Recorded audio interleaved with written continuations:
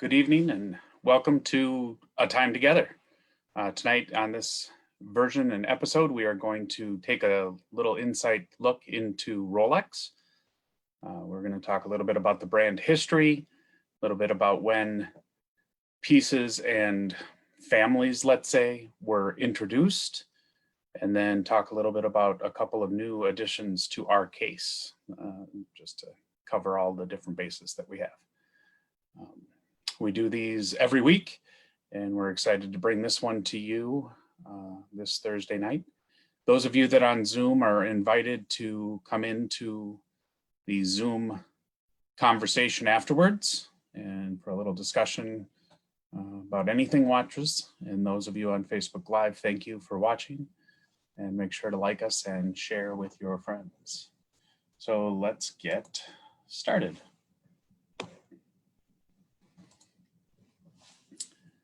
Rolex was founded by Hans Wilsdorf. He actually started a small little watch company with his brother-in-law, I believe, in 1905 in London, which they called Wilsdorf and Davis. The name was registered, Rolex was registered in 1908 in La Chaux-de-Fonds, Switzerland. So he had a little stint, and you still see some of those floating around that have W&D on there, as well as the Rolex crown or the Rolex name. So it's kind of fun to see different pieces that are out there. The waterproof, dustproof case that was easily accessible by a trained watchmaker with specialized tools called the Rolex Oyster was kind of the whole passion of waterproof watches. They put this to the test a year later in 1927 when Mercedes Gleis swam the English Channel. The swim lasted just over 10 hours, and the watch was as pristine as when she went in the water. So they allowed her to wear that during the swim and then keep it afterwards as well. In 1931, the Rolex Perpetual movement was invented. This particular piece had a rotor that wound in both directions in 360 degrees, and it was the first movement of its kind to wind a watch that way, and hence the Oyster Perpetual was born. 14 years later, in 1945, the movement was improved to some people's suggestion. The introduction of the Datejust, the one that's pictured here, was presented to Winston Churchill in 1947. The Datejust means that when the watch is coming towards midnight, it changes right at midnight. For many watch brands and for a long time, the watch would gradually change from one date to the other, but the Datejust was the first watch that did it simultaneously when the clock struck 12. Also in 1945, they introduced the Air King. So contrary to popular opinion, that isn't the smallest watch that they made for men. This was in 1945. They actually made the watch 34 millimeters, which was smaller than the Datejust, but they did a big size as well in the 36 millimeter size as well. So you could get an Air King in a couple different sizes. You notice the name on the dial. It was fitted at first with a manual wind movement, the precision movement. And it was a part of a group of different air-related watches that we'll see here shortly arriving. But it is still something that they do produce today. It's had a few renditions, and the current rendition is a 40 millimeter piece with Arabic numerals and some green writing on it. It's a quite beautiful piece. In 1953, the introduction of the Explorer. Originally worn by Sir Edmund Hillary in his exploration of Mount Everest. This was commemorated, that expedition that they took. They were all wearing just the Oyster Perpetuals when they summited. And then once he wore that watch up to the summit, they collected the watch and did extensive training and testing, and eventually gifted that to the Bear Museum in Zurich. So if you're ever overseas again and want to take a look at Sir Edmund Hillary's Explorer, you can see that at the Bear Museum. In 1954, we have some icons that were introduced. The Rolex Submariner was pretty much just a beefed up oyster case, but it was also water resistant to 100 meters, which back then was more than the other pieces. And then they eventually went to 200 meters, and then 300 meters is what the current Rolex Submariner is water resistant to. They'd been making dive watches before this for specialized orders, but the Sub was the first one that they made commercially available. In 1955, Pan Am Airlines approached Rolex, asking for a watch that could tell two time zones for their pilots. The airlines were making longer flights, and coordinating schedules was very important to them. At first, this was introduced in a 38 millimeter steel case with, we've seen many different bezel constructions. This particular one has the bakelite construction rotating bezel. They still make a ceramic one today, and in between they did anodized aluminum bezels with different colors. So this one is known as the Pepsi. They also have the black and red, which people refer to as the Coke, and then the all black as well. In 1956, the introduction of the day date, which is what they've went back to now to calling it. They call it the day date, and then you just determine the bracelet that you want on it, and it's called the President bracelet. There's many different theories of why it was called this. The one that sticks in my mind is Lyndon B. Johnson. When he had surgery down in Dallas, he was wearing the watch, and they say he held up his shirt to show his scar. I think it was an appendix scar. And he was wearing the watch, and it became known as the President bracelet. And this piece has the day of the week up at 12 and the date in the traditional spot at 3 o'clock. In the 1960s, the introduction of the Cellini collection. It is far different than what we know of Cellinis today. Back then, it was mainly manual wind pieces, very thin, not very dressy, smaller, 35, 34 millimeters in the men's pieces, white and yellow gold. And nowadays, the Cellini collection, as you see in the picture here, are a little bit more robust, more appealing to those like us that like a little bit bigger watch, but still want to dress it up.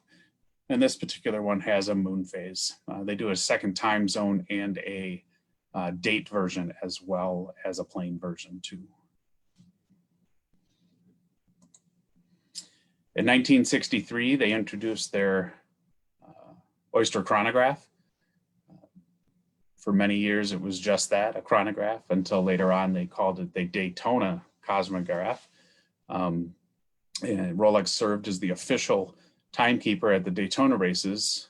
And then the next year, they started calling it the Cosmograph. Famously worn by Paul Newman. For years, this piece didn't really sell all that well. Now, again, it's one of the most desirable pieces that they make, especially in stainless steel. 1967, the Sea Dweller was introduced. Comex had approached Rolex about creating a watch for their saturation divers. What they were finding is that even the Submariner pieces, when they dove, they would go into the pressure chamber, and when they came back up, the helium molecules would expand and causing the crystal to shatter and blow up. And so they wanted a watch that could go down deeper and withstand that. So they installed a helium release valve on the side, and also made it go down originally to 610 meters, eventually to 1,200 meters or 4,000 feet. 1971, the introduction of the Explorer 2. This is the first Rolex designed for spelunkers. The easy to read orange hand, the luminous markers being a little bit larger. Instead of having a rotating bezel, because of the situations they were in, and they were, getting down and dirty in there, and they didn't want to bump it and have it move, but they still wanted to have it. So it had a fixed stainless steel bezel. Again, we've seen many different iterations of this, and now we have the 42 millimeter version in both white and black dials out there. 2008, they introduced the Deepsea. So this particular piece, water resistant to 3,900 meters, famously known to have been attached to a submarine and taken down to the Marianas Trench, the deepest place in the world. So this particular piece has withstood a lot of different things originally, and then they introduced it for commercial use as well. 2012, kind of getting back to the mechanics of it, introducing an annual calendar, which they hadn't done in quite a while. They hadn't done a calendar watch for many, many years before the introduction of this one.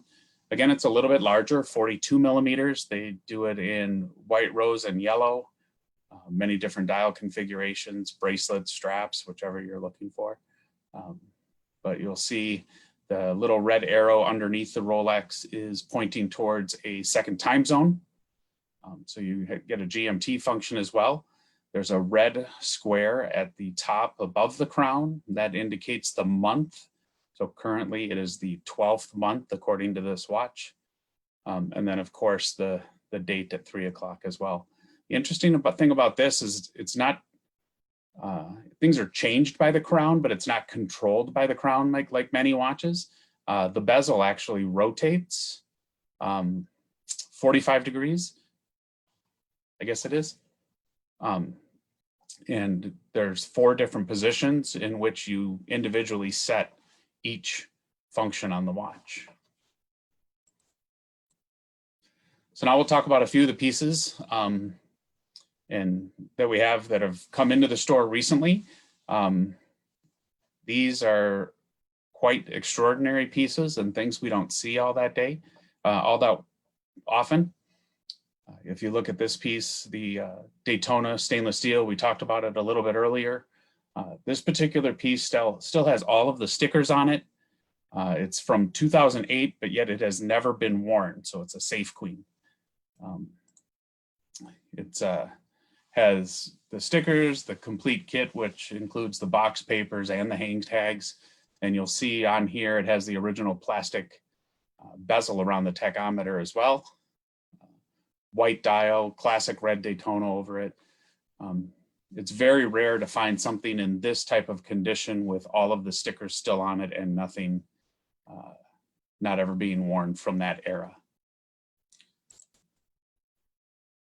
Rolex will never raise the production numbers of the stainless steel pieces to equal the demand of them. And it perpetuates the impossible to get status.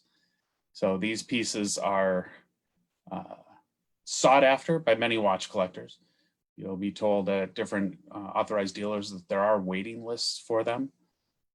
If waiting lists get to you and you don't want to wait, you can pay a premium and things can be had quite readily, but that's why there's a premium available, is because people don't want to wait for them. So this was the first Daytona that had the iconic caliber 4135 movement in it. It's the first time they went away from the Zenith platform movement. In 2000 is when they did that. And you'll see if you take a little bit of a closer look, jump backwards real quick. If you'll look, the minute and hour hands are slightly elevated from the center of the hour and minute hands. So there's a little bit of a V shape here. And Rolex did that intentionally to stop the counterfeiters from being able to copy their pieces. It's one of the true giveaways of a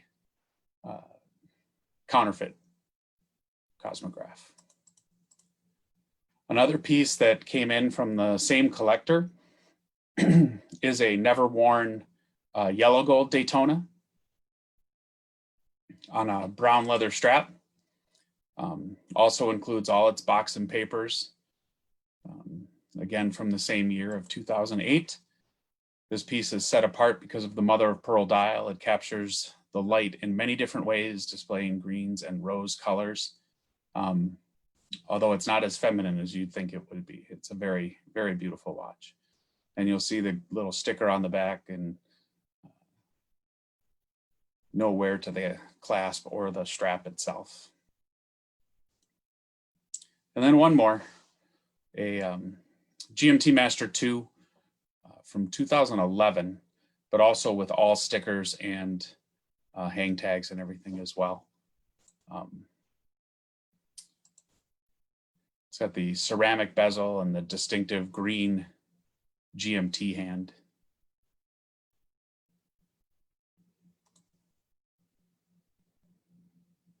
The rumor is that the professional pieces have been discontinued. The Hulk, this particular GMT, the Submariner, all in anticipation of something happening. None of that's been officially announced yet, but they have taken some pieces off their websites. So if you buy into that, currently there are no steel GMT models that have an oyster bracelet. There's a Pepsi model with a Jubilee bracelet and a Batman model that has the Jubilee bracelet as well, but currently not able to purchase from an AD, a steel piece. And that kind of wraps up our little discussion of Rolex tonight. Please take the time to give us a call if you have any questions. Those of you in the Zoom participant side will be invited in shortly to